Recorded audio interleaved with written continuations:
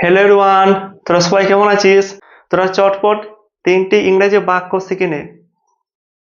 তাহলে তোরা যখন বলি যে কোনো ছেলে বা কোনো লোক হয় ভালো, যেমন ধর ইসরাফিল কি বলে, ইসরাফিল একটা ভালো ছেলে, তাই তো? তাহলে আমরা কি বলবো? ইসরাফিল হয় ভালো ছেলে। তাহলে এটা ইংরাজিতে কিভাবে লিখবো? বা যদি বলে আমি হয় ভালো ছেলে, সেটাও কিভাবে লিখবো?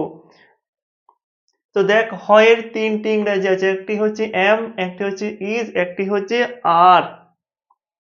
তাহলে এইগুলো কোথায় এম হয়, কোথায় ইজ হয়, কোথায় আর হয়, সেগুলো আমরা ক্লাসে ভালো করে শিখবো। কিন্তু এখানে আমরা ধর তিনটে সেন্টেন্স বা বাক্য শিখে নিই। তাহলে ধর ইসরাফিল হয় একটি ভালো ছেলে, সেটা কিভাবে লিখবো?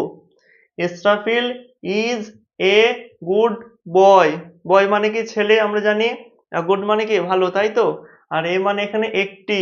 আর ইজ মানে কি দেখলাম? ইজ মানে হচ্ছে হয়। আর ইসরাফিল এখানে ইসরাফিলের নাম। ইসরাফিল ইজ এ গুড বয়। আবার যদি বলি আমি হয় একটি ভালো ছেলে, তাহলে কিভাবে লিখবো বল? আমির ইংরেজি কি আই।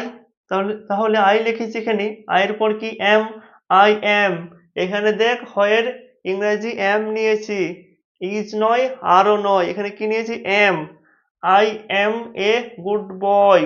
আর তোরা সবসময় মনে রাখবি, এই আয়ের সঙ্গে এম হয়, ইজও হয় না আরও হয় না, আয়ের সঙ্গে সবসময় কি হয়? এম হয়।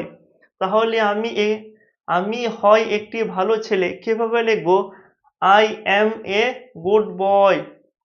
আবার যদি বলি ইসরাফিল ও মঈন হয় ভালো ছেলে, বা ইসরাফিল এবং মঈন হয় ভালো ছেলে, সেটা কিভাবে ইংরেজিতে লিখবো? তো দেখ, দুজনের নাম লিখে দেবো, ইসরাফিল অ্যান্ড, অ্যান্ড মানে কি এবং, অ্যান্ড মইনুল।